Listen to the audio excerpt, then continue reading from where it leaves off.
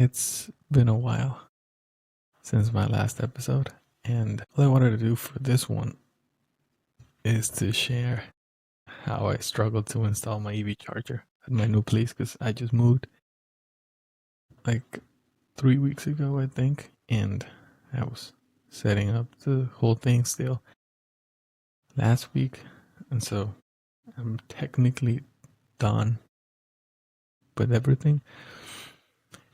And I remember back in January, I ordered on Amazon my charger, my EV charger, and the materials that I needed to install the charger. And I was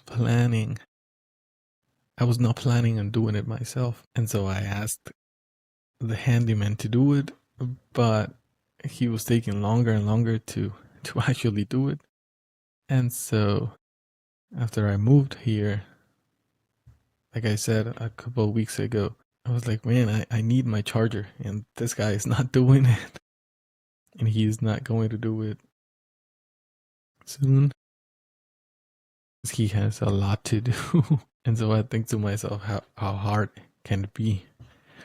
And it was hard. It was hard. But I did it. I did it anyway. And so that week I was just watching YouTube videos and reading about it and just making sure that I don't blow up the house.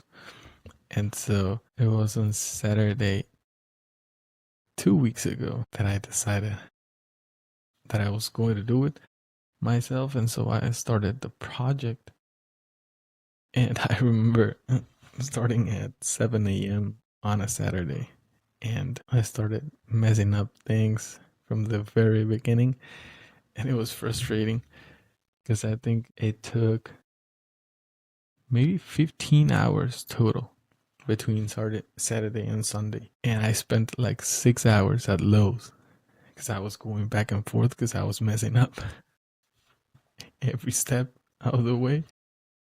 But back in Guatemala, I was studying mechanical engineering. So I kind of knew how to do it, but it was my first time installing such a thing. So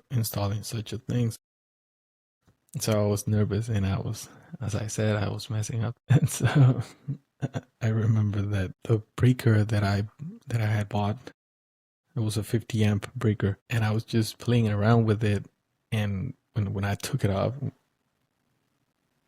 the breaker panel, I broke it, and so I had to go back to Lowe's and get a new breaker, and then I bought conduit, and I messed up with the conduit, so I had to go back and get new conduit, and the wire that I had bought was not enough because I needed 40 feet of wire, and wire is expensive. And so I was like, nah, fuck that, and I found an extension cord on Amazon that plugs to the actual EV charger and then to my car. And so it made things easier. So I just got like 20 feet worth of wire, 40 feet of conduit, just in case I mess up. And I did. And I got the breaker and the plug. I don't know how to call it. The plug, it's called NEMA 1450. And it was a bunch of things. And it was not that hard, but just to figure out how to install the conduit and how to fish the wire through, and it was just annoying, and it was harder than I thought, and it took longer than I thought. And so on Sunday at 3 p.m. I think I was done, and I was expecting for three things to happen. First one is that nothing happened. That when I switched the breaker on, nothing would happen, or I would blow up the house, or I would blow up my car. And none of those three options happened, and it worked. And it was so satisfying when I actually plugged my car and it started charging. And it's just funny because such a satisfying experience. And even though I'm not qualified to do such a job, and I should have not done it myself, it was fun. And I'm not saying I'm gonna become an electrician. Yeah, an electrician. But it was fun. And even though it was stressful as well, it was super stressful. It reminded me of the feeling that one gets after trying new things, and that was so worth it. And so if the handyman would have done it, I would have not had the opportunity to feel this, and it was good. And so I'm grateful that the handyman was so busy, because now I had a hyperlapse video of the thing, of me doing the thing, installing the charger.